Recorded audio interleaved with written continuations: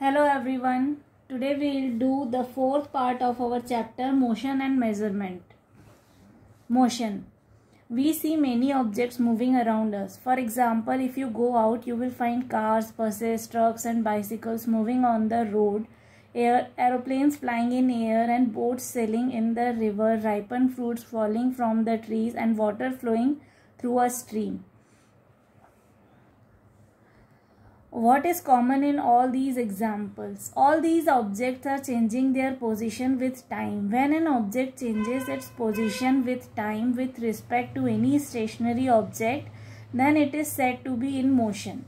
In the given examples, motion is easily noticeable to us. But in some cases, we may not notice the motion easily. For example, when we breathe, air goes in and out of the lungs and blood circulates in the body. The revolution of Earth around the Sun itself with its planet move through the galaxy.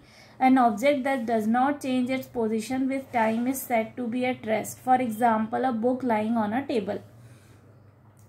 अब motion क्या होता है? Motion का मतलब होता है कि कोई भी ऑब्जेक्ट जो है वो अगर विथ रिस्पेक्ट ऑफ टाइम अपनी पोजीशन चेंज करता है, एक जगह से दूसरी जगह मूव करता है, तो उसको बोलते हैं द बॉडी इन मोशन.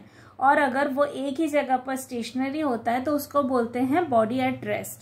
अब जैसे हमारे आसपास कई सारी चीजें मूव करती हैं, कार्स मूव करती है, बसेस, ट्रक्स, बाइसिकल्स, ये सब रोड पे मूव करते हैं, एरोप्लेन फ्लाई करता है एयर में, बोट्स जो है वो रिवर में सेल करती हैं, कुछ चीज ऊपर से नीचे गिरती है, वाटर जो है वो नदी में बहता है.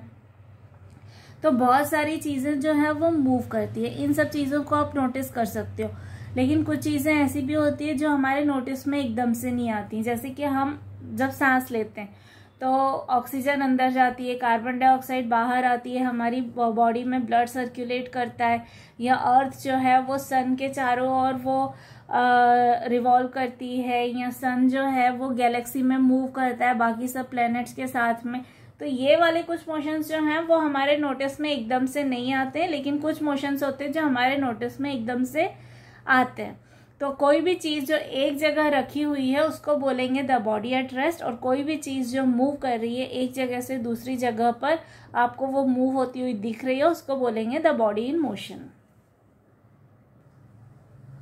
Now you are given an activity. इसमें आपको एक लिस्ट बनानी है. आपके आसपास कौन सी ऐसी चीजें हैं जो एट रेस्ट है और कौन से ऐसे ऑब्जेक्ट्स हैं जो इन मोशन है. With regard to motion, we identify two states, a body being at rest or in motion. Thus, we can say that rest and motion are two relative terms.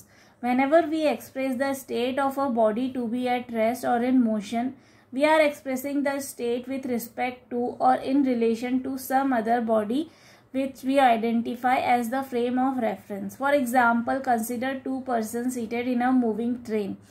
For each of them, the other is at rest, while the train itself is in motion. Therefore, we may say that a person seated in a moving train is at rest. अब हमने देखा कि body या तो at rest होती है या in motion होती है. तो ये दोनों टर्म्स जो हैं ये एक दूसरे से रिलेटेड होती है.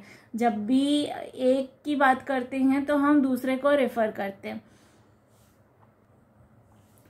जैसे मान लो अगर कोई ट्रेन मूव कर रही है, उसके अंदर अगर दो लोग बैठे हुए हैं तो उन दोनों लोगों के लिए ऐसा हो जाएगा कि वो दोनों ट्रेन के अंदर बैठे हुए हैं, हालांकि ट्रेन मूव कर रही है. अगर आप बाहर से देखोगे तो you can say they are in motion, लेकिन अगर ट्रेन के अंदर दो लोग बैठे हुए हैं, अगर वो एक दूसरे को देखेंगे तो उनको यही लगेगा कि they are at rest, they are not in motion. So भले ट्रेन मूव कर रही है लेकिन फिर भी अगर उन दोनों के रेफरेंस से उन दोनों को रिलेट करके अगर हम देखेंगे तो they are at rest.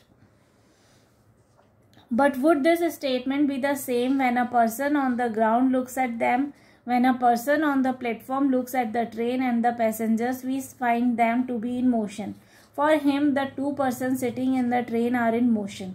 Therefore, we need to change this statement as a motion in relation to any other person outside the train.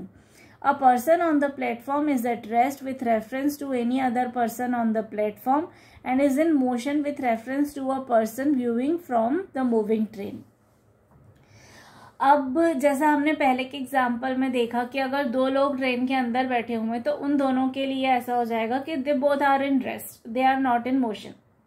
लेकिन अगर कोई बाहर से देख रहा है, तो अगर ट्रेन मूव हो रही है तो उसके अंदर जितने भी लोग हैं, जितना सामान है, वो सब मूव हो रहा है, तो उनके लिए ऐसा हो जाएगा कि all the people are in motion, they are not at rest. तो जब भी हम मोशन की बात करते हैं तो it is with some reference, कि जैसे अगर कोई बाहर से ट्रेन को देख रहा है तो वो ये बोलेगा कि the train is in motion, the people are in motion, the objects are in motion. लेकिन अगर ट्रेन के बाहर से, अगर ट्रेन के अंदर कोई एक दूसरे को देख रहा है तो वो बोलेंगे दे आर स्टेशनरी। और ट्रेन के अंदर से अगर कोई बाहर प्लेटफॉर्म पे देख रहा है, तो आपने जब ट्रेवल किया आपने देखा होगा कि जब हम ट्रेन में बैठे होते हैं तो हमको ऐसा लगता है कि सब चीज़ें पीछे जा रही है, हमको ये नहीं लगता है कि हम आगे जा रहे हैं, हमको ये लगता है कि सब चीज़ें पीछे जा रही हैं। तो अगर ट्रेन के अंदर आप बैठे हो तो बाहर की चीज़ें एक्चुअली में मूव नहीं हो रही हैं, बट फिर भी with reference to the people inside the train you can say कि the things outside, the people outside are in motion. Therefore we may conclude that motion is said to be a change in the position of a body with respect to time as measured by a particular observer in a particular situation. तो इसका मतलब क्या हुआ कि motion का मतलब होता है change in position of the body time interval पे। जब टाइम चेंज होता है तो बॉडी की पोजीशन चेंज होती है for a particular observer in a particular situation. वो सिचुएशन पे भी डिपेंड करता है कि बॉडी एट रेस्ट है या इन मोशन है, और वो ऑब्जर्वर पे भी डिपेंड करता है कि बॉडी एट रेस्ट है या इन मोशन है।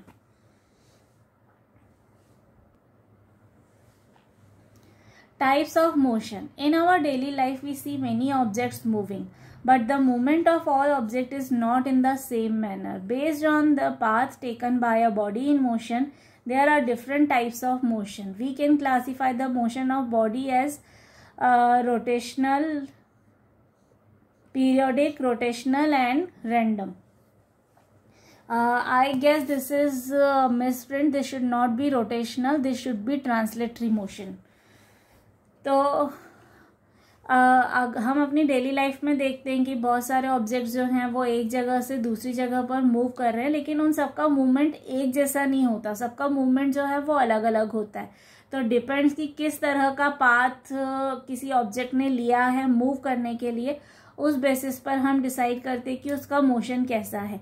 वो ट्रांसलेटरी मोशन हो सकता है, ट्रांसलेटरी में वो लीनियर भी हो सकता है, सर्कुलर भी हो सकता है, वो रोटेटरी मोशन हो सकता है, वो ऑसिलेटरी मोशन हो सकता है, वो वाइब्रेटरी मोशन हो सकता है, वो पीरियोडिक मोशन हो सकता है, वो नॉन पीरियोडिक मोशन हो सकता है, या वो रैंडम मोशन हो सकता है। Translatory motion. The motion of an object is said to be translatory if a body moves as a whole and all the body parts move in the same distance in a given time. तो किसी motion को हम translatory motion कब बोलते हैं? जब पूरी की पूरी बॉडी और सारे बॉडी पार्ट्स जो हैं वो एक ही डायरेक्शन में और सेम डिस्टेंस ट्रेवल कर रहे होते हैं सेम टाइम इंटरवल में। फॉर एग्जाम्पल, अ बस moving on a road, the path traversed by a body in translatory motion may be either linear, circular or curvilinear. तो अब जैसे कि कोई बस जो है वो अगर रोड पे मूव कर रही है तो पूरी की पूरी बस और उसके अंदर के सारे ऑब्जेक्ट्स जो हैं वो सब एक साथ मूव करते हैं। ऐसा नहीं होता कि बस का एक टायर मूव कर रहा है दूसरा टायर नहीं मूव कर रहा है, सब एक साथ मूव करते हैं। तो जब पूरी बॉडी एक साथ मूव करती है उसको बोलते हैं ट्रांसलेटरी मोशन। अब ट्रांसलेटरी मोशन जो है वो दो तरह का हो सकता है, वो या तो लीनियर हो सकता है जिसको रेक्टिलीनियर मोशन भी बोलते हैं, या फिर सर्कुलर हो सकता है जिसको कर्वीलीनियर मोशन भी बोलते हैं। लीनियर और rectilinear motion. When an object on the whole moves in a straight line, then its motion is called rectilinear motion. For example, a bullet shot from a rifle, a car moving straight on the road, a ripe fruit directly falling on the ground. Thus, in all these examples, you will notice that the movement is in a straight line. तो जब कभी movement जो है वो एक straight line में होता है तो उसको हम बोलते हैं रेक्टिलीनियर मोशन या फिर लीनियर मोशन। जैसे कि अगर कार है वो रोड पे मूव कर रही है या कोई चीज़ ऊपर से नीचे गिर रही है तो वो सीधा सीधा चलता है, कोई चीज़ ऊपर से नीचे गिरती है तो वो सीधी गिरती है। ऐसा नहीं होता कि पहले वो लेफ्ट जाएगी फिर राइट जाएगी फिर लेफ्ट जाएगी, फिर सर्कुलर मोशन लेगी और फिर नीचे आएगी, वो स्ट्रेट नीचे आती है कोई भी चीज़। तो जो भी मोशन होता है जो स्ट्रेट लाइन में होता है उसको हम बोलते हैं लीनियर मोशन या फिर रेक्टिलिनियर मोशन। सर्कुलर और curvilinear motion, when an object on the whole moves along a circular curved path then its motion is called curvilinear motion. This is a kind of translatory motion where the body reaches the initial position each time it completes moving in the circle. For example, a car moving along a curved path, an athlete moving along a curved path on the ground. In all these examples, the movement is along a curved path. अब अगर कोई object जो है वो straight ना जाके अगर वो कर्व्ड पाथ लेता है, अगर वो गोलाई में मूव करता है, तो उसको हम बोलते हैं सर्कुलर मोशन या फिर कर्वीलिनियर मोशन। और ये कर्वीलिनियर मोशन में जो बॉडी जहां से स्टार्ट करती है वो गोल घूमकर पूरा चक्कर लगाकर वापस इनिशियल पोजीशन पे आ सकती है। जैसे कि एथलीट जो है जब वो दौड़ना स्टार्ट करते हैं रेस में, तो वो जहां से स्टार्ट करते हैं वो पूरा गोल चक्कर लगाकर वापस उसी सर्कल पे आते हैं, या एटलीस्ट वो एक कर्व अगर उसको एक्सटेंड किया जाए तो वो एक पूरा सर्कल बन जाता है। तो इस तरह का जो मोशन होता है उसको हम बोलते हैं सर्कुलर मोशन या फिर कर्वीलिनियर मोशन।